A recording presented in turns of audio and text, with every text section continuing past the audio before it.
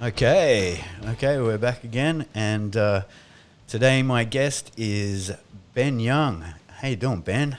I'm good, thanks, Keith. Thank you for having me. Oh man, it is my pleasure. That's for sure. It's been a long time between drinks, hey? Yeah, probably nearly 20 years, I would say.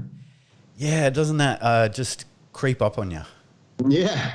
Do you feel like the 20 years have?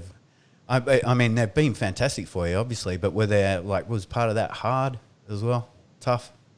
Oh, yeah, like everyone's life, I think it's peaks and troughs, isn't it?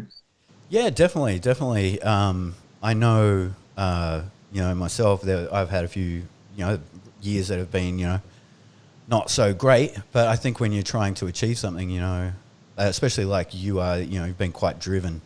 You've had, you've been fairly single-minded, I'd say. Would you agree? Yeah. I mean, you have to be. Yeah, yeah. And I was talking to, I think a mutual friend, Desiree Crossing. Oh, yes. Yeah, and I was saying to her, that people say, "Oh, you're like an overnight success," and the truth of the matter is, you're really a 10-year overnight success. No, 20-year overnight, I would say. Yeah, that's it. You can't leave it. You've got to stay with it. But I mean, what has been wonderful for me, from the days of when I remember we recorded some tiny little short film on the property. I think it was Yeah. your dad's property, with Zach and a few other people, and from those days to see the progression of you go from there. And I mean, so what I'm saying is that from that time to this time, a proportion of that time was hard. It was, how am I going to get this done? How am I, you know, but I think also when you put so much time into something, you get better at it, right? Yeah, I mean, I think it's like filmmaking is a lot like, I guess, a sport. The more you do it, the better you get at it. And no one's first film or first script or first anything in this field is good. You have to try. You have to, it's trial and error is what it is, and you only learn through failure. Yeah. So on that, what? Okay. So where did it begin for you? Like when? So obviously you had a first film. I'm guessing you would have done some short films Yeah, early I on. mean, like, my story goes back a really long time. I never wanted to do anything different to what I'm doing now. I wrote my first. I'm reluctant to call it a feature film, but I wrote a 115-page script when I was 15 years old, and that was my first attempt at writing. And I made my first real movie in 2016, and before that, I made at least 35 music videos. I don't know how many TV commercials, three TV shows, eight short films, a fashion film, and countless corporate videos. So yeah, and the film that I made, I think it was the 11th feature film script that I've written, multiple drafts of. Yeah, right. So remember when I just remember those days of when we were doing that and everyone was fresh into it and just trying things and having ideas and everyone's like, that's a great idea and this guy's going to do really well and everyone was saying things about that. What advice would you have to someone who was in your shoes back then? Just remember why you got involved in it. And I think that certainly my experience with filmmaking, but I think it probably speaks to across all of the arts, is ask yourself why you're doing it. Because in my experience, there's two reasons why people get involved in the arts. And one is result and one is process. And everybody likes the result. Everybody likes seeing their film on a big screen and going to a film festival and maybe winning an award, but that can't be why you do it. You have to learn to love the process. And so you have to learn to love those quiet days where it's just you and the blank page and your laptop. That's really why you're doing it. So that's the main thing, is to ask yourself why you're doing it and make sure it's for the purest of reasons. And then realize that because you're doing it for the right reasons, nothing can stop you. And because you love the process, doesn't matter if you don't win the award because you still get to do it. And so do it and fail and do it again and fail and just keep on doing it and you will learn more. Like I said, Hounds of Love was 11th feature film script I wrote, and it was the second feature film that I wrote that got financed. I had another one financed about 4 years before that fell over at the very last minute, and that took 10 years to get where it did, and then it all tumbled down in one phone call. And so I was literally back to square one. And so, yeah, if you want to do it, just keep doing it, and eventually you'll find a way to make it your job, I think. And certainly all of the people who I know who are making a grown-up income out of filmmaking, they've all had failures, and they've all had various but they've all had failures before they had various degrees of success, and they all just love doing it. So keep doing it, no matter what. Yeah, I think that's great advice, and I think, like you say, do what you love.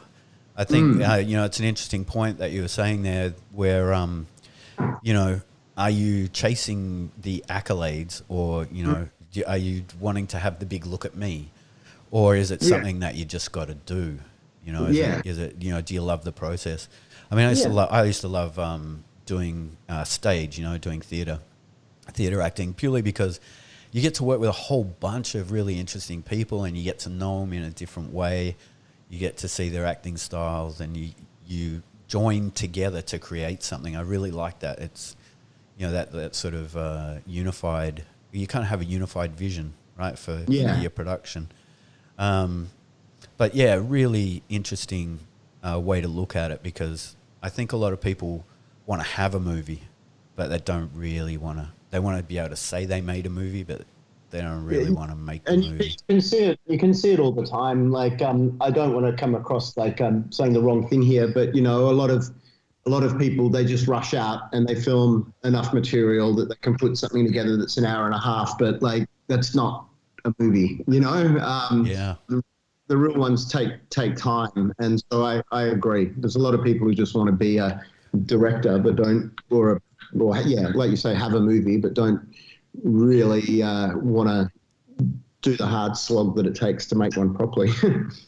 Yeah, definitely. And it's so I would like to ask you, so you've been in the game a while now, right? So we'd say 20 years. As kind longer, of because I was an actor before I was a filmmaker. Yeah, so you've done a lot of stuff, right? So a long period of time. Now, what do you think's going on with like social media and so now, like, I'm doing podcasts, people are doing vlogs, all this sort of thing, and people are always trying to be more cinematic I mean, obviously I'm not worried about that sort of thing with a podcast, but people are trying to be more cinematic with vlogs. They're trying to use a lot of, film techniques. Do you think this is going to produce people and people do short, like, video stories, a lot of really super short, 5-minute style short stories like that. Do you think this is going to affect, perhaps, if I could throw it out there, just for one instance, like something like people's attention spans and, being able to sit through an hour and a half's movie or a 2-hour movie or whatever? And do you think it's going to affect the industry? Yeah, I do. And I think it already has. I think that if you don't hook, particularly now, a lot of people forget that they are paying for the streamers. So you're paying for Netflix, you're paying for Amazon Prime, you're paying for whatever you've got. But it's easy to forget that because, the money just magically disappears from your bank account at the end of every month. So if a movie or a TV show doesn't grab the audience's attention right away now, people just turn it off.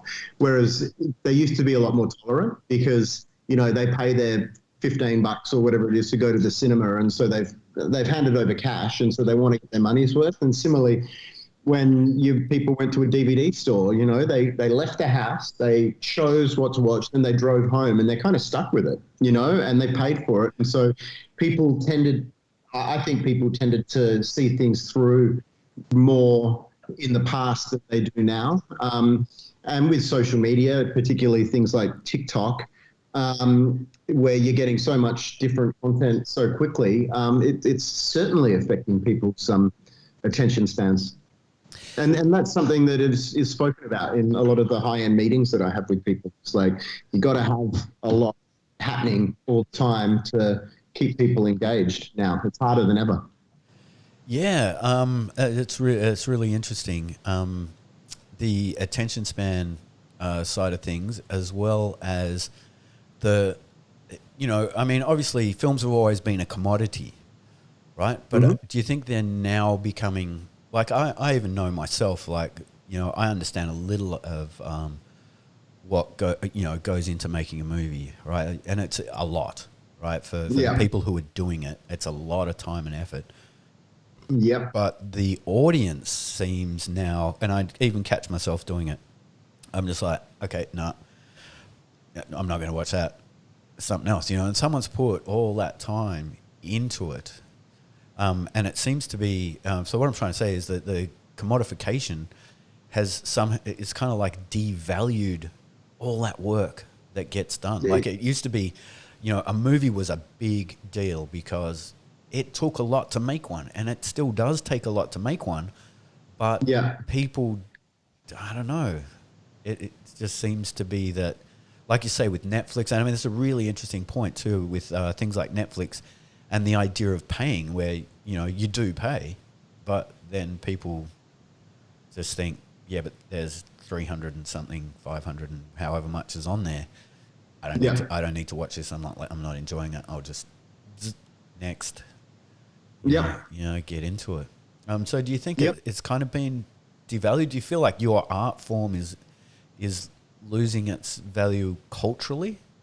I know that's a big question, but yeah, it's a big question, and I don't think so. I think that there's always going to be an audience for films, but like, I mean, you could argue that there's always been two kinds of movies. There's been the big commercial popcorn ones, and there's been the smaller art house ones. And I've never had any interest in the big blockbusters, and I still don't. I haven't seen a comic book movie in 10 years, I don't think. And and I don't have any interest to watch them. Not that there's anything wrong with them. It's just not to my taste. The kind of movies I prefer are smaller and more character driven, and that sort of thing. And there's never going to be a huge audience for that kind of stuff, but I think that there always will be one.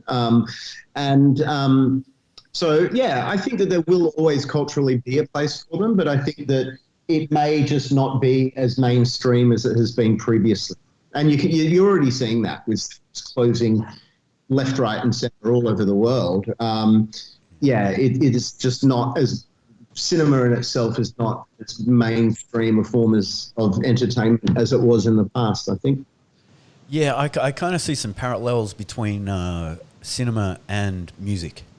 Yeah, I was listening to the radio yesterday, and there was that exact same talk because, Spotify and all of that kind of thing came along, I think, before Netflix did. And so, the whole idea of an album has changed greatly now, and it's all about the single now, and artists finding it harder to make money. But it's kind of had the reverse effect on music in a way, because now the way that musicians make their money is not through the release, it's through touring. And so touring has become a huge thing again, which, it kind of dwindled a little bit for a while there. So I'm interested to see where it goes. Someone like me, I still prefer to watch a movie at the cinema than I do at home. And I don't mind that. But part of that is because I'm a victim of the times as well. And if film or TV or whatever it is loses my attention for 2 seconds, it's really easy just to check your email. And I found myself guilty of that, and then disappearing down a rabbit hole for 5 or 10 minutes and looking back up and realizing I've got no idea what's going on the screen anymore. And so personally, I still like the ritual of going to the cinema and having to keep your phone out of sight because it's not fair on the other people who are in there. So, yeah. Yeah, getting like on the music thing, I guess what I'm getting at is that it's highly produced now. Like with America's Got Talent and blah blah blah blah blah. Everyone's got talent and all that sort of thing, and all these it's way more corporate, and and it also seems to be that's the same case with making movies with like things like Marvel, things like that. It's like there's a very formulaic way of making a movie, and Yeah. you know, you have to have the right names, and you have to have X amount of action, and it has to be at this point, that, you know, the audience doesn't lose you know, interaction with the movie and their focus on it. And but what I hear you saying is that, like, you prefer the art house and that sort of thing. And I'm the same way, right? So I mean, since I was a kid, I used to prefer European movies. I just love European, but I love the European storytelling style. There's something about it. And I don't know if you've seen it recently, Roberto Benigni's Pinocchio. No, I haven't, but I've heard things. Yeah, definitely worth a look for those people who like art style movies.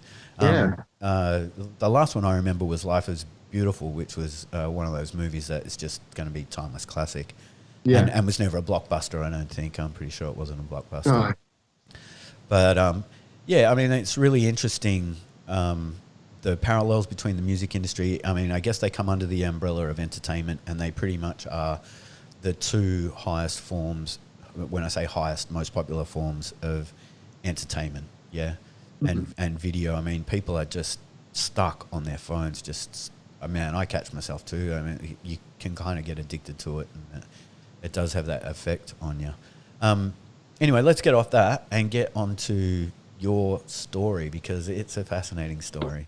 Sure. Just what we were chatting about before and that, but yeah, kick us off with the first one, like your break. Can you talk us through what that was like for you when, like, and I know you had the one before that bombed, right? We just got to the point, and then.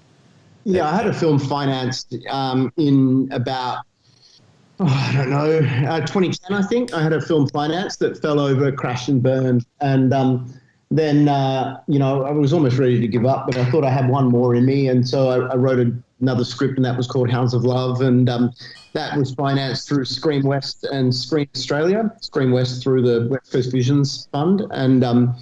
And so, you know, we made it for under $2 million. But it was, I was really fortunate with how it was received, and it had its world premiere in at the Venice Film Festival in 2016, and then went on to theatrical release all around the world. Yeah. Now, can you quickly duck over and grab that thing off your shelf? Just to show people. I just think that's, man. I don't know how you feel about that, but I would be just so proud to have that. That just seems to be, because Rotten Tomatoes is look at that. Awesome. Hounds of Love 2017. Yeah, it was a nice surprise to have that turn up in the mail, that's for sure. Yeah, I think you know, you should be really proud of that, because that's really, as I understand Hounds of Love, as I understand Rotten Tomatoes, it's like a public thing. It's not a. It's both. Oh, so the certified fresh, yeah. I'm not sure how they work it out. I think the certified fresh might be critic reviews, but yeah. Well, anyway, I know that the public's involved a lot with the Rotten Tomatoes, and you know, kudos, bro. That's, you know, awesome. That's an awesome thing to have. So yeah, kick us off from Hounds of Love. Well, yeah, then it was a wild ride. And then it was after that, you know, my phone, we had the premiere. I thought it went all right. I didn't feel sparks flying or anything on the evening that the movie played, but I thought the audience responded kind of well. Had a bit of a party afterwards. Then I woke up the next day and I had like 90 missed calls on my phone from agents all over the world and financiers and producers and all these people wanting to meet me. And so I kind of went almost straight from Venice to Los Angeles, and ended up signing with UTA, United Talent Agency, and Throughline Entertainment. They're my management company. And then I just started getting sent mountains of scripts. And so Hounds premiered on the 2nd of September in 2016. And by early February in 2017, I was in Serbia in pre-production for my second movie, which was an American sci-fi alien invasion film for Netflix called Extinction. So within 3 months of my first movie premiering, I was in official brief for my second. So was that 3 months all just preparing for the next movie? Or did you get some time out? I was taking meetings everywhere and reading scripts left, right, and center. And then this one came along. I liked, the idea, and I liked the producers, and then it just got financed really, really quickly. I thought I was going to the States to do some development on the script for it, and we ended up selling it, and I ended up going straight from LA to Serbia with 2 weeks worth of clothes, because I thought I was only going to be in LA for 2 weeks. I wasn't expecting that I wouldn't come home for like 8 months or something. Yeah, wow, that's a wild ride. Now, just going back to when you were saying that you signed with agencies and you signed with and you signed deals. Well, man, what about all the legal side of it? Did you? I have a lawyer who does all of that. So, Okay. I got a manager first, and he helped me navigate the crazy world of agents. And one of the first things he did was find me a lawyer. And I have a great attorney in the United States who's an entertainment lawyer who specializes in all this stuff. So he is a godsend, Darren Trapner, the best, and he takes care of all of that for me. Yeah, awesome. Well, to any people who may or may not be interested or needing that kind of thing, I might be able to throw them into the description on the podcast there for people to, maybe you could have a link to him. Does he have a website or something, or some way? I don't think so. No, yeah, I think, right. He probably contacts people rather than being contacted. I think that's really how it works. Yeah. And I mean, it's really interesting because you are like one of those people who is actually really in the know about the skeletal side of making movies, and then you put the meat on the bones, and then at the end you have a movie. But I think it's fascinating, and I think a lot of people don't know what actually goes on behind the scenes.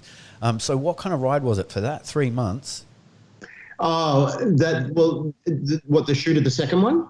Yeah, before you got to shooting the second one, Oh, well, it was insane. I was getting flown all around the world, meeting all kinds of people who I've been watching on silver screens my whole life, and staying in fancy places, and it's amazing. It's really quite interesting because I was completely unprepared for it, because it happened so quickly.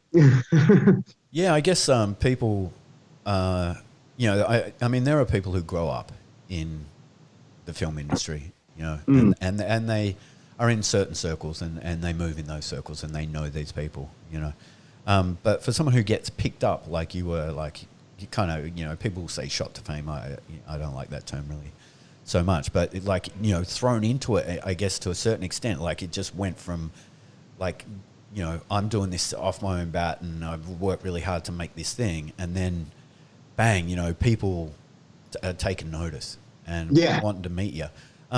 In that process, how much of it, and I don't know, you can say how you be as candid as you like, right, with this question, but how much of it is about what people are like that gets you into a deal? Because 100%. I've got a really strict no assholes policy. So I could be given a script that I thought was going to clean up at the Oscars next year, but if I didn't like the people making it, I wouldn't do it, because, like I said before, I'm into the process, not the result. And I'd rather enjoy the process of making something than and have an average result, and hate the process of making something and having a brilliant result.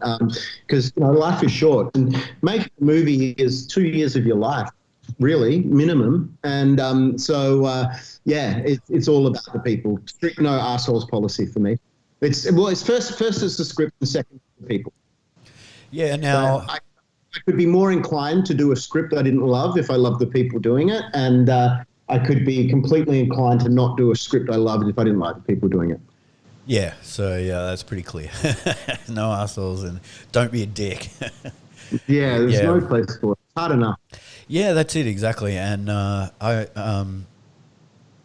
guess, have you heard stories, or possibly it's happened to you, where like you've kind of been micromanaged into, like, almost someone else wants to make the movie, but they're paying you to do it, and then they're kind of yep. Yeah, I mean, that's it. really interesting. The process of putting a movie together is really complicated, and you need a director with X amount of credits, and you need actors who are worth or deemed to be worth X amount, and then often there could be plenty of people behind the scenes who wish that they were directing the movie but aren't, and get in your way a lot. Yeah. Now, have you found that you've had to be or had to learn to change somewhat with how you deal with people, considering the amounts of money that are involved? Have you? Um, no, I don't think so. Like, I mean, I'd like to think that in my nature, I'm generally a pretty decent person. And I think Yep. that the thing to remember is, and because I've been doing it for so long, and I did advertising for so long, like when you're doing advertising, you're very much made to feel the whole time that it isn't your vision, because it isn't. A client is paying for Yeah. the product and they want it a particular way, and you need to respect that, otherwise you'll never get another job. And so you understand that, particularly when you're working on an American studio movie, as my second one was. It's not my money that I've been put up, and the studio knows the kind of movie that they want to make, and so you're not always going to agree with them, but I think you always have to respect them, because it's their product, and so yeah. Yeah. So with the hierarchy in that sense, do you feel does it feel like a formal hierarchical system, or is it just like we're just all in it together and we're getting the job done? It does a little bit. Thankfully, like my experience with the studio system, all of the people I dealt with were really lovely, really nice. You knew that they were your boss and they would say no. But I did find, even when I didn't get my way, or when I was being told that they wanted things done differently to how I wanted to do them, it was very respectful. Like, I don't remember being screamed at by anybody making the Hollywood film. I remember there being very difficult days and there being creative disagreements, but it was all handled really maturely, and everybody was decent about getting their opinions across. So yeah. Yeah, that's really good. I mean, that's really good to hear that level of maturity, because you often hear, the stereotype of like, actors being, prima donnas and people having those kind of high powered, especially, it's a thing that I've been thinking about this week is something like the difference between being wealthy and being rich. It's kind of like rich people tend to be assholes, but wealthy people tend to be quite accommodating, and Yeah. quite nice. It's just one of those things, for me. But I was just thinking, is there a difference between being rich and being wealthy? And I that don't know. to me, I wonder if it's like, honestly, might sound like a strange thing to say, but I've kind of found that the higher the level that I've been allowed to work, the lesser the egos have been. It's like I yeah, kind of feel like the biggest egos that I had to deal with were when I was a student and working on student films, and I think that comes down to people being more insecure and people feeling like they needed something to prove. But when you're working in Hollywood, everyone is at the top of their game, and so they all know they're good, and so yeah. they are just kind of a little more chill, I think. Yeah, that's quite possibly the opposite of how it gets sold. Yeah, Out. yeah.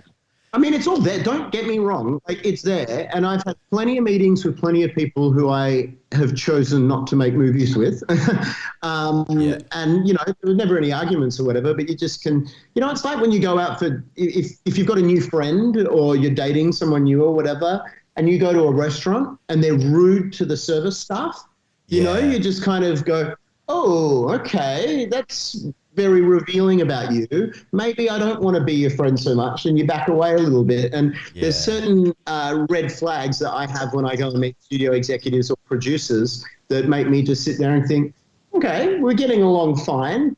But that little thing there is a bit of a red flag for me. So I might just shake your hand and wish you well and say the project's not for me. yeah, yeah. Well, that's a very mature way of looking at it, and also it's a very wise way of looking at it, because I think there's a lot in that when, how you treat the people who work for you at the lowest level. you Of know. course, and and there's a selfish thing to it as well. Like filmmaking is so hard, and you got to remember, like you need everybody to be at their best. And if you're mean to Yeah. your assistants or the people working in a position, I don't position, I guess, beneath you in the hierarchy. I don't like saying beneath, but if you are, like, they're not going to, if they hate you, they're just going to want to clock in, do the minimum that they need to do and get out of there. You want to, so I think that it's in your interest to give them some ownership over the project and inspire them and make them want to do the best damn job that they could ever want to do. That is really great to hear. That's really great to hear that someone with that opinion is working and making movies. And obviously having to work with a lot of people and order them around, I'm guessing. Yeah, but yeah. Again, like no yelling. You don't have to yell on sets, and there's Yeah. never any yelling on any of my sets. And yeah, and then there's a difference between ordering and collaborating with, I think. Yeah, absolutely. But I think the point that I like the most is that you say you want to inspire people and you want to tell Yeah. them you're going to be part of something really good here. I mean, like some of the best days that I've ever had on set are the days where you as director don't really have to do anything because the actors have done their prep. And so you walk in and you go, all right, guys, this is what I'm thinking. And the actors might go, oh, actually, I had an idea. Can we just block it like this? You just go, sure. And then they block it and you go, all right, well, that's better than how I was going to block it. So sure. And then you say to the DP, all right, I'm thinking this. And the DP might go, cool, yeah, I can do that. But I was thinking, you go, great, that's better. So let's do that. And, and then you can just sit back and let it all happen. And I'm fortunate enough where I've had days like that. And so I think that a big part of a director's job is not to always be the one making the decisions. It's to be the one recognizing who has got the best idea. Yeah, that also is, and also I think it's probably for any people who are watching this, who are thinking about getting into it. I think that's also really, really great advice, because we're all human, and none of us are perfect. And whilst we all have good ideas, it's great to hear of a director. And I guess what I'm saying here too also is that there's a lot of stereotypes about what a director is, and there's that stereotype of the director just wanting to be in control and being complete control freaks. But it's great to hear. Some of them are like that, Like I was an actor first, and I think that the way that I approach what I do is I try and direct the way I wish I'd been directed as an actor. And I talk to crew the way I would like to be spoken to if I was them, Yeah, I think that's a wonderful way to look at it too, and I really believe that that's probably has a lot to do with your success. Oh well, thank you. Yeah, but no, I think how you are and how you treat people and what it's like to work with, and also just having that open mind and not being too precious, like hanging on to the idea. Well, I mean, like, man, we're not saving lives here, are we? And so it's like, yeah. But also to have the humility to be able to recognize that someone had a better idea. I think... in the end, I'm going to get the credit for it. If I put it on screen, so sure. That's gold. That is gold. Yeah. I mean, yes, that is the truth there. But I mean, it's great that you haven't gone the other way, which I think would be very easy to do, is to go, in the end, I'm getting the credit for it, so it has to be my idea. Yeah. Yeah. Yeah. And don't get me wrong, a lot of the time it is, but a lot of the time it isn't too. Yeah, well, I mean, that's why people want you. That's why you're popular, and that's why people want to have you, is because your ideas are good. I mean, obviously you didn't get to where you are by making shit movies or having shit ideas. But, thank you. Some of them are all right, I think, but I mean, a bad one still. But yeah, I guess my point is that you also have the humility to be able to realize when other people have a good idea, and you can. I think that's important. Yeah, I do too. And that goes across I think that can be said about every head of department. I think that good producers recognize when other people have good ideas. Good DPs recognize when the gaffer might have a stronger idea for how to light it. And it's such a collaborative medium. But you're only hurting yourself if you don't take advantage of the people you're surrounded by. Yeah, absolutely. And like you say, like a DOP, you know, he's been doing that too. And I mean, you know, that's what he does. And, you know, it's kind of foolish not to listen to him. Yeah, You know? exactly. Yeah, yeah. And that's wonderful. Okay, so can we go on, continue on with the story? I'm Sure. loving Oh, the the story. story. What was the story? Your story of what happened next. Oh, right. Yeah. So then I went to Belgrade and I was in there. I was there about 6 months, I think, shooting this, sci-fi film Extinction for Netflix. And, it all went pretty well. And then I moved from there. I came back to Australia for 10 days, which coincided with the end of this theatrical release of my first film, Hounds of Love. So I did a bit of a tour around the country and Q&A with that. And then I went to LA for about 10 or 11 months while we did the post-production on Extinction, because it was a huge special effects thing. So it took a really long time. And so I lived in LA for a while. And then Okay, hang on. Yep. Just on that, so when you were touring around Australia, Yeah. so can you tell us a bit more about that and about the Q&A? Because I bet there were like lots of people who were like you only, you know, maybe 10 years earlier, who were just wanting, oh, Ben, tell us, like, oh, you know, can you tell us? What was that like? It was good. It was sort of flattering because, I hadn't had the movie just felt so far away from me because I'd made a whole other one since. But it was very flattering to see the reactions and seeing people still turn up to the cinema and watch it. But it was interesting, the kinds of questions that I was asked. You know, they really varied from technical details to working with actors to people giving me advice as to how the film could have been better. And I was going to ask you that. Were there any people that came to those that actually said to you, like, well, you know, you could have filmed it from this side and then we wouldn't have had the, you know, and I did you... My favorite one, I felt a little bit bad because I'd just come off the back of a huge movie. I was tired and I hadn't been in Australia for so long that it was, for me, I know people all over the country, so it was great to go from city to city and catch up with long lost friends. My favorite one was in Melbourne because I probably have as many friends, family in Melbourne as I do in Perth, where I'm from. Yep. So I just posted on Facebook that the film was going to be screening at this cinema at this time. If anyone wanted to come down, I was going to get there a couple hours early and have some drinks in the bar. And like 40 of my friends or something turned up. People I'd forgotten were even in Melbourne and hadn't seen in 10 years plus or whatever. And so it turned into quite the party. And I got a little loose. And then, I went into the Q&A, kind of seeing twice the audience that was actually there. And someone put up their hand and I said, yes. And the question was the question was, if you had to take one scene out of the movie, what would it be? And I said, well, I wouldn't take one out of the movie because it's an Australian film. And so I kind of got final cut and I cut it exactly the way that I wanted it, I changed plenty about the movie, but as far as taking scenes out, I already took the scenes out that I didn't want in there, And she said, oh, well, can I suggest a scene that you don't need in the movie? Oh, wow. I went, okay. And then they suggested a scene and I kind of got very vocal as to exactly why that scene needed to be in there. And I felt sorry for this audience member because the rest of the audience started chanting that they were on my side, that the scene absolutely needed to be there. So, yeah. Wow. That's pretty intense. Yeah, it was funny. Now, on that, well, like when you're doing these kind of things, do you, you have representation and do they have anything to say about how you behave or act or are, as a public persona?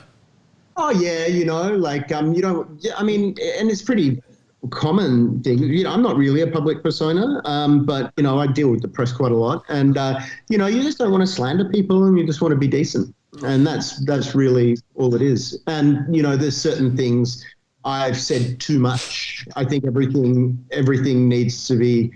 very quiet until it's not, because Yeah, yeah. the first announcement is really important for stuff. So yeah. Yeah, okay. Okay, we'll go back to the story, but I was just really interested on the Q&A thing, because I'm sure there would have been stories, which it turns out there was. Yeah. Yeah, so can we go back to so after flying around doing the Q&A, Yeah. how many states did you go to first? Oh, not many. Only did 3. Okay, let me guess: Melbourne, Sydney, Perth. Yep, correct. Nailed it. 10 points. Didn't amount of practice. Yeah. Okay. So yeah, after Melbourne, Sydney, Perth, and you were off to where? Back to Los Angeles, and there I would stay for nearly the next year. Yeah. Right. And when we were talking before, so you have friends. I have friends. Well, people I know anyway that I've known for a long time, like you, in Los Angeles. How was that? Did you get to catch up with people there? I did. Well, Zach Hilditch, our mutual friend, is still one of my closest buddies, and he was there on and off a lot of the time that I was there. So we hung out a lot. He and I have the same manager, Josh Kesselman, and so we would all hang out a lot. And and because I've been working on the movie so long, I was friendly with the producers and the actors, and so I knew a lot of people. But kind of perhaps the most interesting thing for me about living in LA was because I'm from Perth. Perth is at the other side of the country to 90% of the film and television production. Yeah. So I didn't really know any Australian filmmakers until I went to LA. And so I got to meet a whole bunch of other Australian filmmakers who were living over there or were over there for a project or whatever, because, there's great organizations like Australians in Film and Ozfilm, which, host events and bring all the Aussies who are there together. And so I mostly hung out with Australians while I was over there. Yeah, right. That's really interesting. Because like in my traveling and the places I've lived, I kind of steer clear of the Aussies. Yeah, right. Especially the tourists, it's kind of... Oh, I wasn't hanging out with Aussie tourists. Yeah. Hanging out with other Aussies who I could trade war stories with, who would get it. Yeah, people who are in the same line of business, Yeah, I get that. And I'm guessing these were because Melbourne and Sydney are the big producers, really, of talent. I don't know if you want to go that far with it. I know Western Australia is a producer of talent from... the schools that like WAPA, so that's the Western Australian School of Performing Arts, right? Yep. Academy of Performing Arts, yeah. Yep. But also NIDA in Sydney and Melbourne BC, as well. Victoria. Yeah, very big as well. So these people that you're meeting, like you say, are probably people who have been doing a lot of stuff, because I think the opportunities are much bigger in Melbourne and Sydney. But also the competition is much bigger as well. So you met a lot of people doing that, right, in LA. And how was that for you? Like, did you make good contacts doing that? Well, yeah, but I mean, I made most of my contacts through my agents and managers. So, I mean, it's like every single day, like pretty much almost every day without a doubt, I'd leave the edit suite and I'd go and have what's called a general at one of the studios with a producer or an executive or someone like that. And so that's where I mostly made the contacts. And that was sort of one of the nice things about it, is the other Australians who are there, they've all got reps as well. And so, you can't do anything for them and they can't do anything for you. And so, there's none of that thing going on. Mates rates or whatever. Yeah, getting jobs for the boys. But okay, so but I think that's actually a really good thing. So that allowed you to just make friends. Yeah. Did you make friends? Yeah, heaps. I feel very at home in LA. Yeah. I kind of suspect that there's quite a contingent of Australians in LA. Heaps of them, and I know so many people. I knew so many people even before when I first landed. I just knew so many people in Los Angeles, people whose careers had taken off before mine and who'd landed there, and so So when were you in LA? 20 27. I mean, I've been there non-stop until November of last year. Yeah. So Okay. my big was 2017, and I left just before. I left in early 2018 after my big long stint. Yeah. Right. And so, America, Los Angeles, is Los Angeles the crazy place that people say it is? I don't know. Like for me, it was like. I mean, here's the thing. I didn't experience any of those wild cocaine-fueled parties or whatever, and I think that, and I think that that's just because I was really lucky. I didn't go there. I got brought there, and Yeah. I got Yeah. brought Yeah. there, and I was working with some of the best producers in the whole game. And the reason that they're the best is they get up at 4 o'clock in the morning and exercise and don't drink and don't take drugs. And so I Yeah. suspect that all of that craziness is Yeah. probably more about the people trying to break in who are going to parties to see who they can meet and, all. Yeah. And I didn't experience any of that. I had quite a conservative life while I was there. Yeah, that's quite the antithesis of what sort of is It was sort of touted. I kind of had the opposite of the cliche experience. It was lots of hiking and, yeah. Yeah, right. So no partying, or just a little partying in LA. I'm sure No there's wild partying, that's for sure. Yeah, no wild partying. But, and the other thing about Americans is they don't drink like Australians. And so yeah, when you go right. out for dinner, you have one or two. So, I mean, there's certainly nights where I caught up with the Aussies where it got looser, but Yeah, nothing, yeah. nothing crazier than it would be here. Yeah, I guess the Americans are also more conservative, and I don't mean that politically. I just mean more No. conservative because they're so serious about their jobs. They are. I mean, that's one of the things I loved about being in LA. Everybody there loves movies and they take it so seriously and they want to be the best in the game. And so they look after themselves physically, Yeah, psychologically, and they work hard. yeah, Like your typical office day in the States is 9 till 7. yeah. Wow, that's Mm. actually, it's not much different to being a student in China, Yeah, right. but Wow. they're sort of the other way, 7 till 9 Wow. is pretty God. much their day here. Yeah, yeah. I mean, Wow. yeah, but No wonder so many smart people come out of China. yeah, exactly. Of course. I mean, Mm. it's one of those things. I just think, we hear in Australia about the education system, and we hear about, there shouldn't be homework and things like that. And then I look at the Chinese, who are just give us more, give them more, get them to do more, just more. I mean, these kids work hard. I mean, obviously it must take its toll. But I mean, I work with people who have been through that system, and it's kind of Mm. it's just how it is. Yeah, it's pretty interesting. But yeah, I mean, I wonder. Obviously, China doesn't, or in most respects, or probably quite like a lot of the world, doesn't have that kind of value on artistic pursuits. I think it's Mm-hmm. like it's very conservative in that sense. Yeah. But putting in those hours, if you were doing that into creative pursuits, you know, could yield some benefits, as I'm sure it does for these American people who are really doing their best, Yep. to get it done, and to get it done the best they can.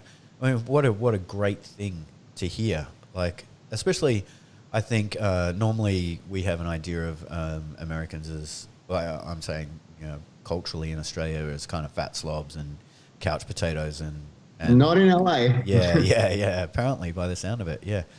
Fascinating about LA, because I watch a bit of Joe Rogan, and he talks a lot about LA, but he talks a lot more about the wild parties and stuff like that. I mean, he's done a fair bit of television and stuff like that as well. But he's a comedian, and obviously, he goes in those circles. But also, he's left LA and he's moved to Texas. Oh, So right. yeah, he's now, yeah, and he's got signed some massive deal with Spotify. So he's off YouTube. I think maybe he's finished on YouTube now, and he's Spotify only for his podcasts, but that's a whole other story. And Wow. we're here to talk about Ben Young.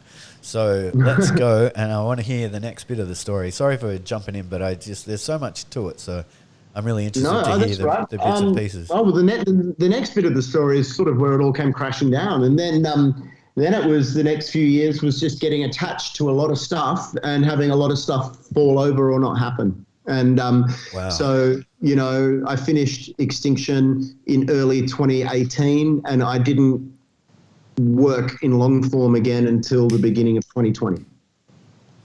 Yeah, okay. Couple of years Yep. out. I've had similar experiences with different areas of work in my life as well. I Yeah, I mean, understand I that. was attached to stuff, and I was flying Yeah. to LA all of the time. I think in 2019, I went there 7 times. Always for well, maybe it wasn't 7 times, but I spent about 4 months there in 20 whatever it was, and met lots of movie stars, lots of producers, got attached to lots of projects, did lots of deals, and then for one reason or another, they fell over, and that's the reality. And so I was there in November of last year casting a big movie that was supposed to happen in July of this year. Got some really great actors attached, and then that one fell away thanks to timing issues and then COVID. And so then I took a Netflix show in Melbourne that I shot. I shot a block of earlier this year. Yeah, right. Are you allowed to talk about that? Probably in a vague sense because it's been published. There's Okay. Deadline has written an article about it. So it's called Clickbait. Tony Ayres is the showrunner. And it's got Betty Gabriel from Get Out in it, and Adrian Grenier from Entourage, and Zoe Wow. Kazan is in it. And yeah, it's cool. It's basically a show about murder and technology, I suppose. Murder, Uh, technology, and family. oh, there you go. What a mix. What a mix. Yeah. Yeah, so, yeah, back to your story.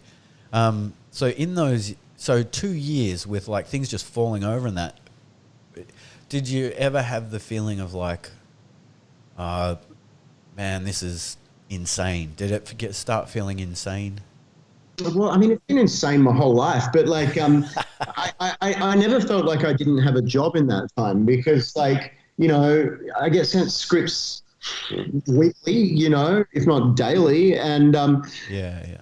most of them, and so reading a script it takes a lot, and then if you read something and you like it, then you've got to jump on Zoom and have a meeting with the producer, or if they really like you, they'll fly you to LA and you'll talk about it in person. And then if the deal gets done, then you're off meeting agents and meeting movie stars and trying to woo them, and then you're putting together visual plans to try and get a studio to back the thing. So it's a full-time job, even when you're not on set, if that makes sense. So yeah, I mean, yeah, it peaks and troughs all the time. But I think that's just the nature of it. Like, it's just amazing when directors and filmmakers who are much, much, much bigger, more successful than me, they do the same thing. They don't necessarily still have stuff fall over all the time as well. Yeah, it's. I mean, to me, right. So I'm not in that game, and so it. I mean, it sounds like it just takes all your time. It does. It's It's a like, full. It's more than a full-time job. It's a lifestyle, and like I don't really have any friends who aren't in it.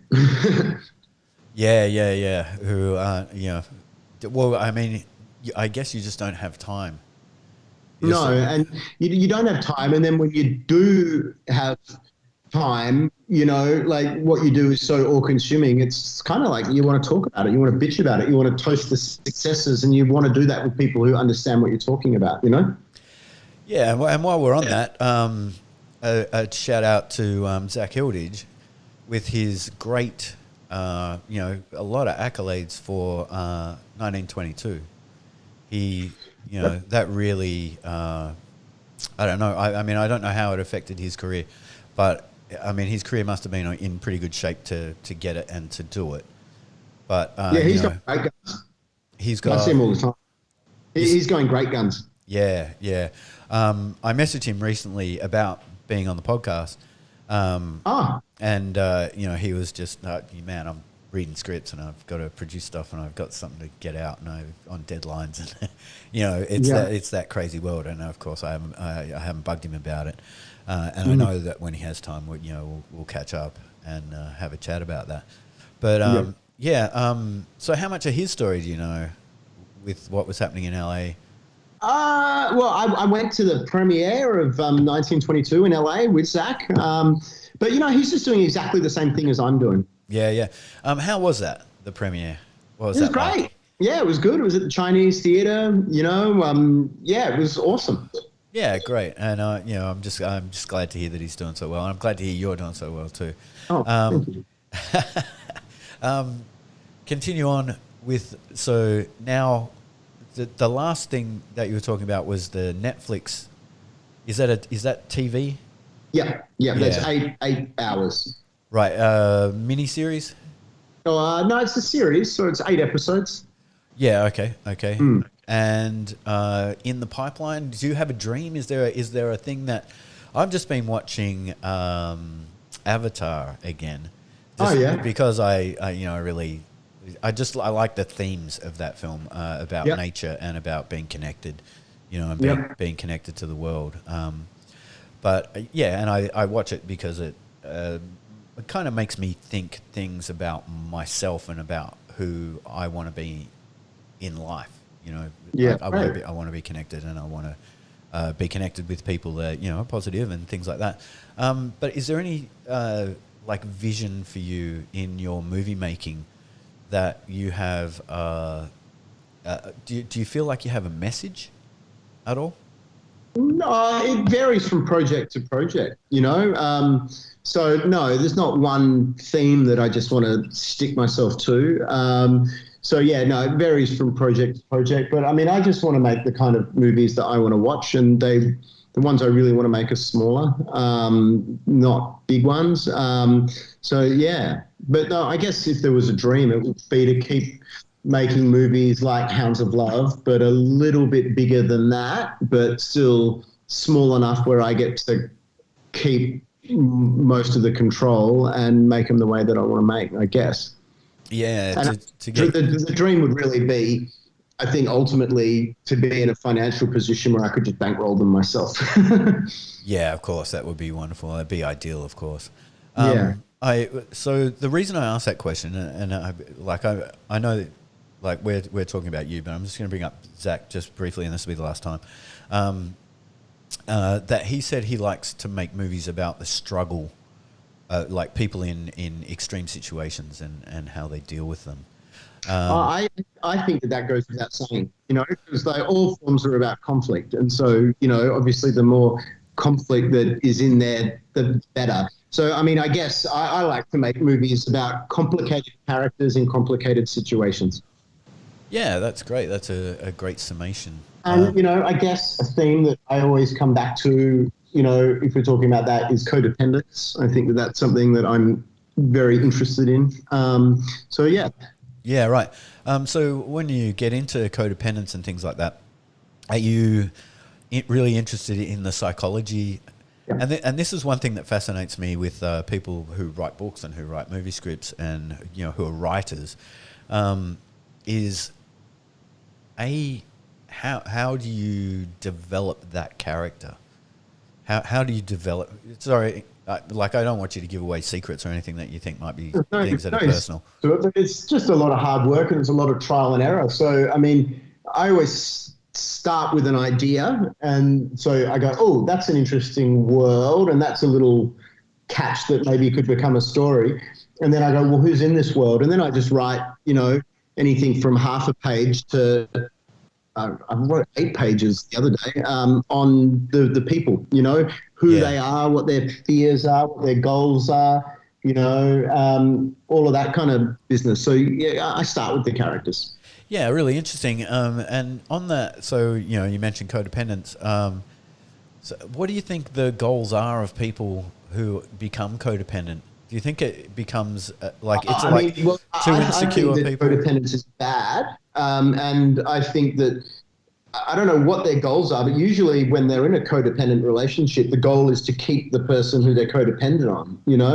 Oh yeah, So I think ultimately what they need to do is they need to learn to stand on their own 2 feet, and I think that idea of people learning to define themselves as an individual, I think that's you dropped out, Chris. yeah. I think we're back. Yeah, people define themselves as an individual. Yeah, that's Yeah, where you rather were. than define themselves through someone they're in a relationship with, and that could be a girlfriend, boyfriend, partner relationship, or it could be a mother-daughter relationship, daughter-father, sibling, Yeah, yeah, there's any number of different ways. yeah. I mean, it's an interesting subject. The Yeah, I'm idea. exploring the one I'm doing because I mean, Hounds of Love is clearly about codependence, but I'm writing something at the moment now which is about codependence between a grandparent and a grandchild. Yeah, that's a really interesting take on it. So for me, I think codependence tends to be a thing of necessity or a perceived necessity. Yeah, it's You perceived know, necessity, I think. yeah, Just yeah, people don't believe that they can survive on their own. yeah, and so they need to have whatever the thing is that seems to be missing.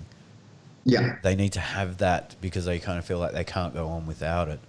But there's yeah, all kinds of really interesting character traits that come in with codependency, things about control yeah. and that sort of thing. And so, how much work do you do behind the scenes yourself with exploring those ideas? I mean, I do all of it, and a lot of it, a lot. Like I'm talking months. I watch every. I mean, I think in researching Hounds of Love, there's not a serial killer documentary I haven't seen. I think, and I read a lot of books on psychology and that kind of stuff. So I did tons. Yeah, I mean that's a great thing, and also it's very wise of you to do those kind of And things. my recent hot tip, which I'm almost embarrassed to say I've only just got to it, but it's because time is just always of the essence. And I'm one of those people who, whatever I'm doing, I always feel like, is this actually the most important thing I should be doing right now, or is there something more important? So Yeah, because I do so much reading of screenplays, I don't often find myself having time to read books. So I've just discovered audiobooks, and I listen to audiobooks now when I exercise, and yeah, yeah, that's yeah. amazing. I'm on my third book in 2 weeks. Yeah, great. So just flick me an email with some of those books you've been reading because I'd be very Stephen interested King to. on writing is really good. What's that one? Stephen King on writing. Yeah, right. Okay. Yeah. That's a real ripper. And I'm doing Creativity Inc. right now, which is about the birth of Pixar. Wow, that's that would be very interesting. It is. Yeah.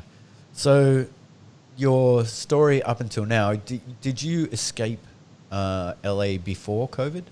Yeah. So I was shooting this show. I went to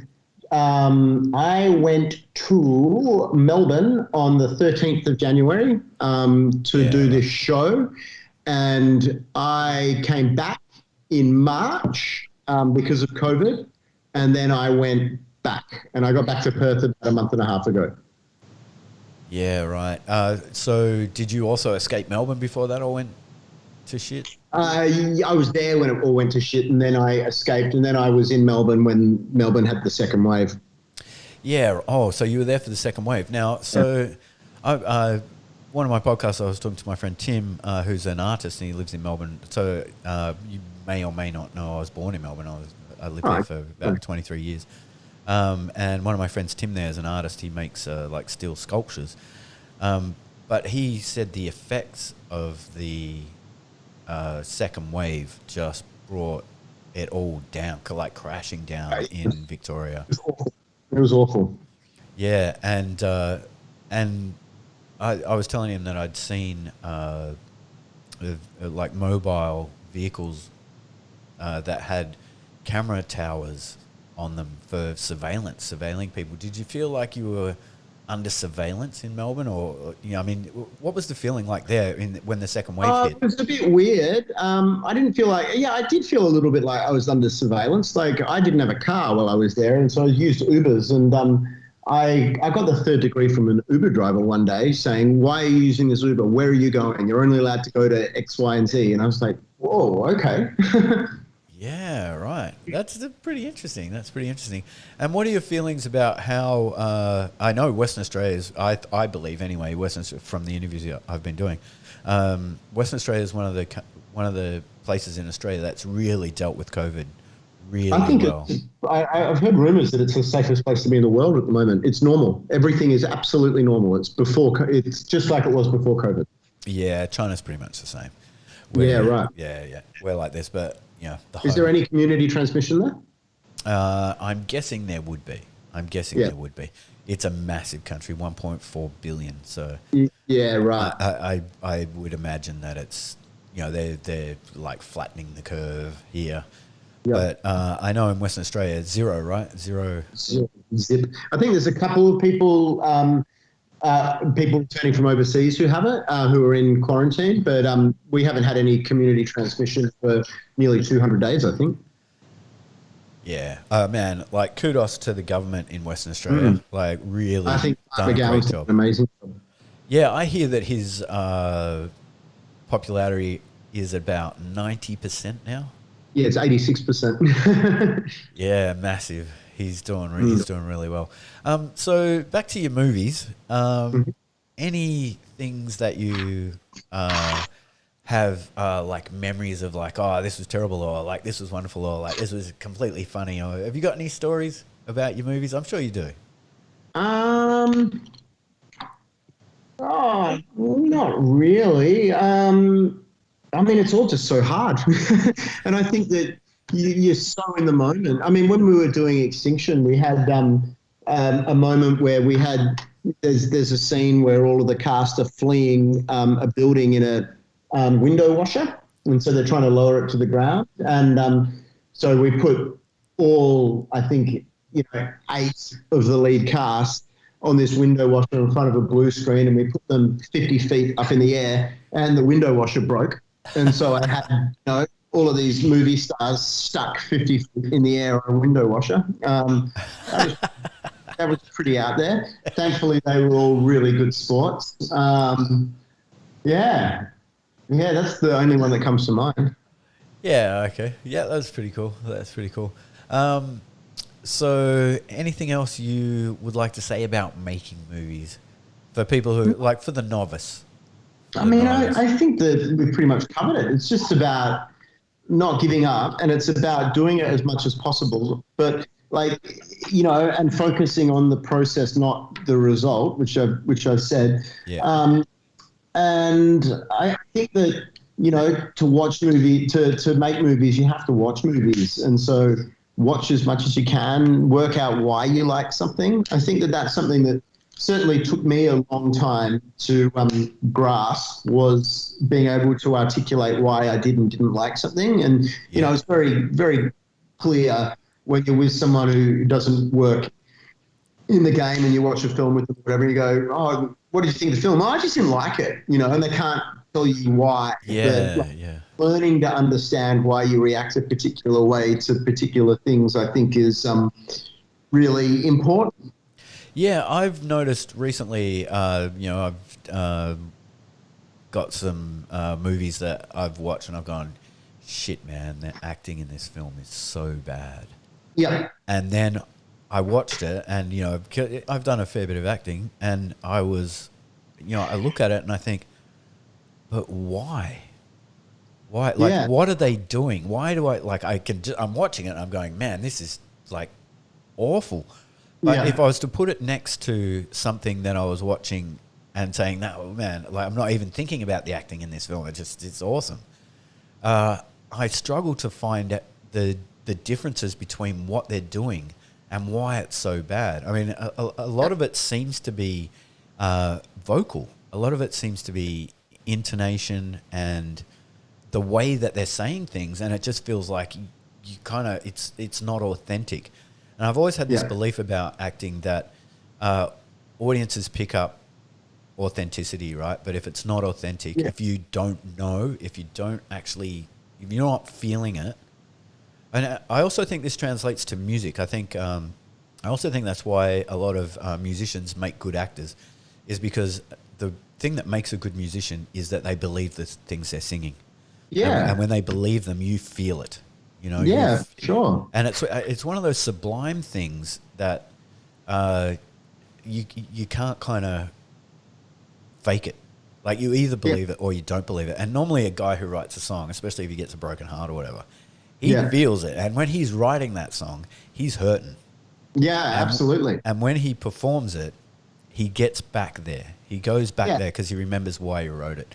And that's when the audience goes, and I feel it too. Right? Yeah, it's authentic. The key word is truth, isn't it? Yeah. It's that authenticity of what I'm feeling, and you're feeling it now too. And so I guess it's that, and I guess if I was, who am I? No one. But if I was to say to an actor, I do teach a little bit of acting at the school where I am, but in like English for Chinese people, so it's a whole other ball game entirely. But what I always try and do is try and say to them, where have you felt this? Where have you, when you see someone who's angry at someone, what do they do? What are they doing? Why are they doing that? Why are they doing that way?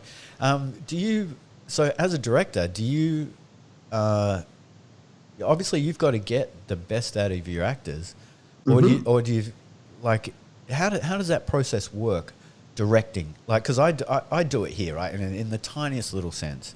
It's all different because every actor has a different process, but it's all about communication, and so you need to make sure that they are clear with what the scene is about. Yep. And where the conflict is, and what that character wants in the scene, and how they're going to go about getting it. And so you need to find a way to keep them active.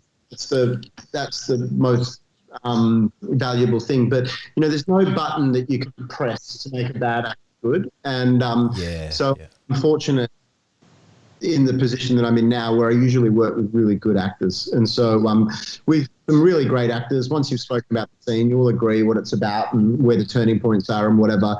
More and more I do series takes where I just say, look, let's just do the scene. Okay, cool, got it. Go again, try something different. Cool, great, let's move on. And do you I guess you hear, or people here who are not in the industry, that directors don't like to have questions from actors. How do you go with that? It depends what the question is, but you need to have questions from actors. Because if they don't know how to do something, you want to be able to help them. So I like questions within reason. Yeah, right. So with that, so a question like, if an actor came to you and said, "What are you looking for in this scene?" Yeah. Is that a bad question for you? No. What am I looking for? Well, I just say, well, the scene's about this, so I want to see, this is the moment where your character begins to question the very essence of the relationship. So I really want to see the moment where you register that maybe this isn't the person for you, So, yeah.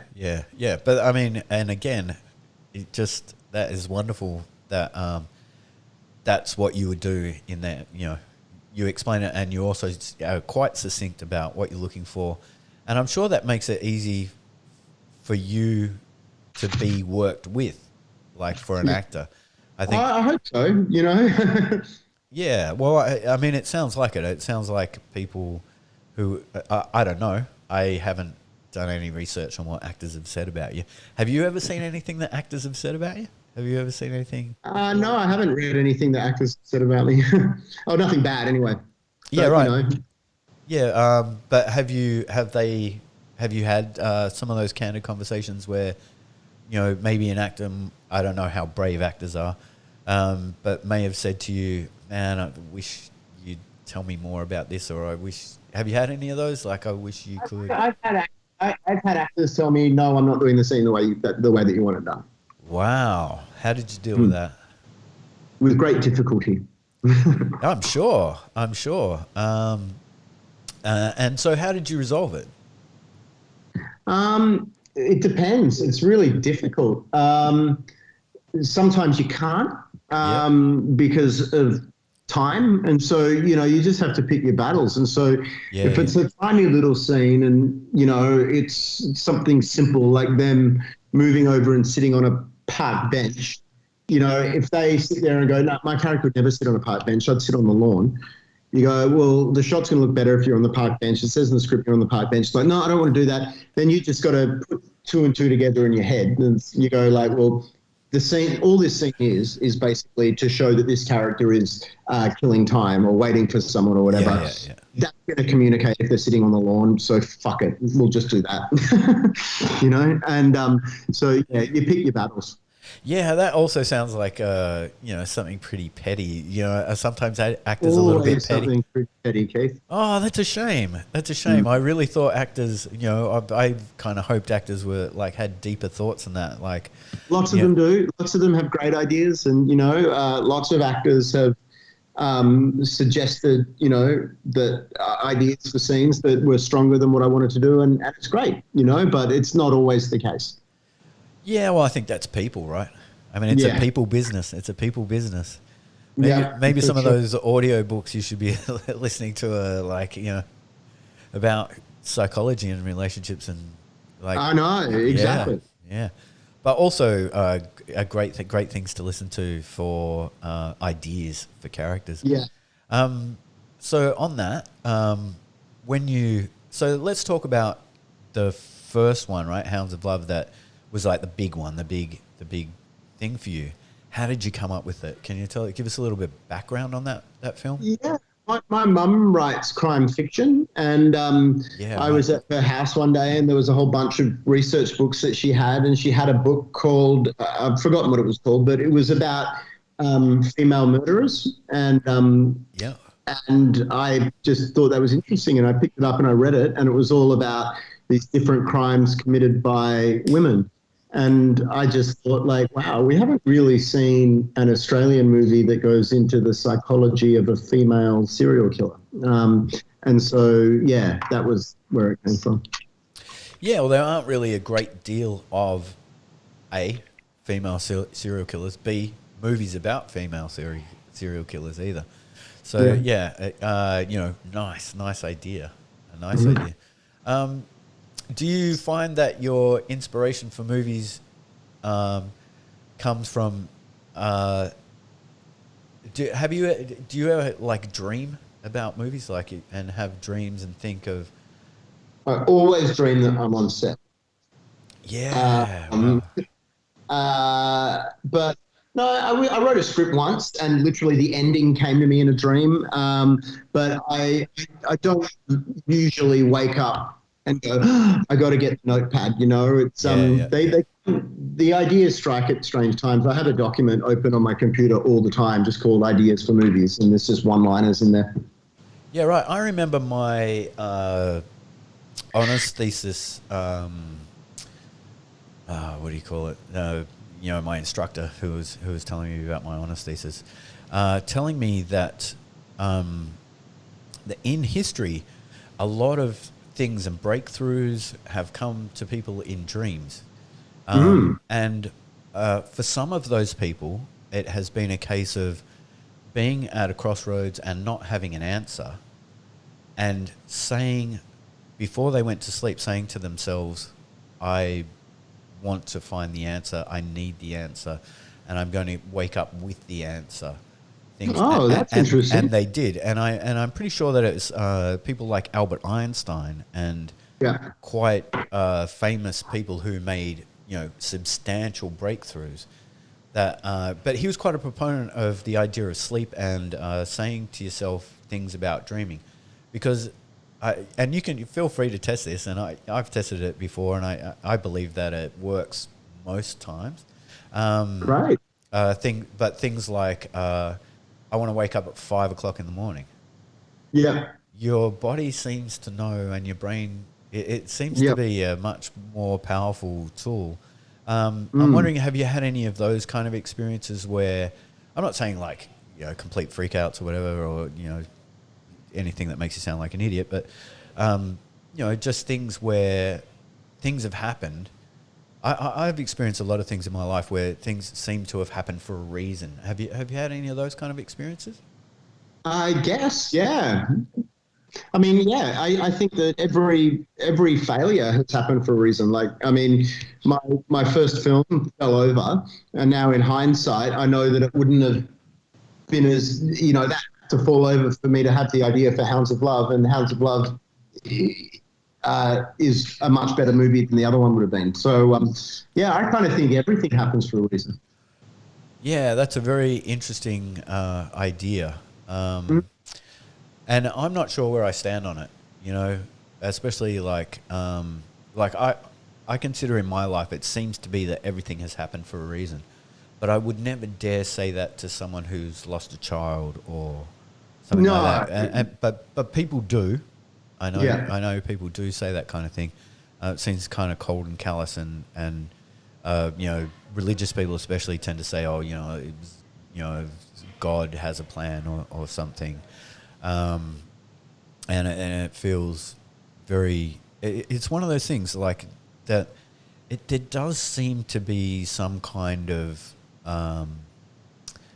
guiding. I don't know how you would put it, but there does seem to be some kind of element where if you're really pursuing what you want to do, yeah, it seems that things happen for a reason, but they also kind of happen to help you get where you want to go as well. yeah, Ha- yeah, yeah, have you found that? yeah, for sure. Yeah, it's a strange idea, like to think, something else is happening. But yeah, I've been fascinated by a lot of talks about that kind of thing where people say, yeah, and then this happened, and I think a lot of famous people tend to seem to have those moments in their lives where those things have happened. Yep. Yeah. Now I have a question that I really, really want to ask you about. Your I'm beginning to run low on juice on my computer. Okay, tell us when it's getting dangerous. All right. Um, uh, your influences. Who like I remember back when we were making movies, you know, a long time ago. But that was when Tarantino broke, Yep. and he was like really fascinating because he changed sort of how things were done, Yep. right? And he had a style, and he was a very stylistic director and movie maker. Yeah. And I'm guessing he's probably one of your, people influences. But what are some of your major influences I for think that movies? Tarantino was an early influence because he was making movies like I'd never seen before. And I think his use of music is always really, really good. And Yeah, yeah, that's something which is really important to me. So, yeah, I think he'd definitely be an influence. I think visually, I'm really influenced by people like Terrence Malick and Stanley Kubrick. yeah, Um, and, of course, Spielberg is such a master storyteller that, he's yeah, an influence too. But, I'm not like other filmmakers who just get obsessed with one director and just watch all of their stuff. I'm much more eclectic, like when we were making Hounds of Love, people kept saying, "What movie is it like?" And I was going, "Well, it's like not Hounds of really. Love. It's like, yeah, I can't tell you to go and watch something and say that that's what I'm trying to rip off, Yeah, and So also, who wants to be that guy ripping shit off? Of course, yeah, you want to make your own thing. exactly. Okay, yeah, you're eclectic, and I think probably most people are. So, what about some movies that you rate, like you really rate as timeless classics? Oh, look, I think that perhaps, I mean, Star Wars, of course, Raiders of the Lost Ark, of course, but With Star Wars, really, was that? with Star Wars, how far do you go? Because for me, I was like the first three, and then after that, I dropped off. Yeah, I did too. But I remember when the Phantom Menace came. I mean, I was obsessed with Star Wars. I've still got like, over 100 of the figurines from the 80s. And Yeah. I was obsessed with it. So I saw Phantom Menace 5 times in the cinema. Whoa. But then I dropped off. But I I really enjoyed the last installment that no one else seemed to like. And yeah, but now I seem to like one and not like one. So my obsession with Star Wars is not what it is. But when I say Star Wars, I mean the first trilogy, Yeah, the yeah. original trilogy.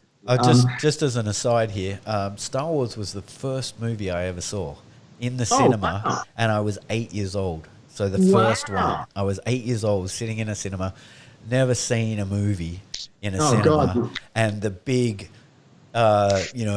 ship coming over, yeah. and the sound and everything was just unreal, man. I mean, I was hooked on movies from that. I was just like, that's the most unreal thing I've ever seen. For an 8-year-old kid, and I remember going home and years later, like with my friends, like getting video cameras and just making Star Wars style little films Yeah. and stuff like that. It was just Awesome. completely fascinated by Star Wars. Awesome. Yeah, Me too. yeah. Another movie that I come back to time and time again is Fargo. Fargo's unreal. Yeah, Yeah, and great a movie. more recent favorite of mine is Lady Macbeth. So yeah, Thin Red Line is up there. The Shining. Oh man, The Shining. I remember The Yeah, Shining. That was my first horror movie, was The yeah, Shining, right. and Wow. I was 15. I saw it in the cinema as well, and I watched it through fingers. I was just horrified. I mean, I was completely horrified, and I feel like that film did a little bit of psychological damage to me Yeah, at me 15. too. I've Silence of the Lambs is another one. Zodiac is another one. Seven's another one. Yeah, Yeah, right. So some of the more darker films. yeah, Yeah, yeah. yeah, I yeah, like. yeah. So is there a reason for that you like the darker ones? It takes a lot to make me laugh, and so I just don't find most comedies funny. I'm with you on um, that. I'm definitely with you on that, man. but I've watched 100 comedies, and I just man, I don't even watch them anymore. Really, I see one and I yeah, go, I'll watch it for a bit, and then I'm like, nah, that's not me. but no, I like any movie that makes me feel, and I think some of the ones about harder subjects usually evoke more of an emotive response from me. Yeah, have you seen the trilogy like Three Colors, Red, White, and Blue? Have you I seen that? have. Yeah, what did you think of that? That was I one of my love them. It was a long favorites. time ago, but I've got them on that shelf somewhere. Yeah, I have them as well. Mm. But yeah, for me, that was a film that really affected me, and a series of films. And also, I thought it was just fascinating that someone made 3 films that went together and had the same actors at the end. I was just blown away. It was like one of those things that happens and has happened historically in filmmaking. And it was like Yep. it was a new idea, I guess, when he did it. Yeah, it's just completely wonderful to me, a wonderful idea. But what about films that have affected you the most? Like for me, Good Will Hunting is one of those films. Oh yeah, that film affected me. I love that movie. I remember when I watched Charlie's Country, I had to stay in my seat in the cinema and like reflect on that for a little bit. And another one I did that with was Flash. So yeah. Yeah. Any of the ones that have used a lot of technology that you've really liked, like Inception or films like that? That have used. I don't really go for the big blockbuster Yeah, yeah, stuff. yeah, yeah, Yeah. yeah.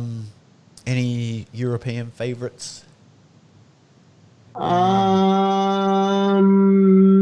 Yeah, maybe. I love Downfall is awesome. I think that's a masterpiece. Lots of others. I really like German films. I think they're great. Yeah. Yeah. Actually, I have a question for you. And like this is, of course, just two blokes talking, and it's nothing about anything of anyone's complete personal opinions or whatever. But I'm a fan. I'm a big fan of Lars von Trier, and Yes. I'm also a believer that Lars von Trier is the man who has managed to get Brechtian theory into movies. So Yeah. I'm a big fan of Brecht, right? So I did my my honours thesis on Brecht and Brechtian theory. And actually, when we finish, I'll have a quick chat to you about that, about what I did my honours I've got thesis. about 5%. Oh, okay, you're nearly done. Yeah, righto. But yeah, what do you think about Lars von Trier? I probably haven't really seen enough to comment. I've liked what I've watched. Yeah, okay, yeah, I mean, the last one I saw was the house that Jack built, and I really like that. yeah. Did you see? Now I'm struggling for the title of the movie. Melancholia, Antichrist. Yeah, that one. Did you see that?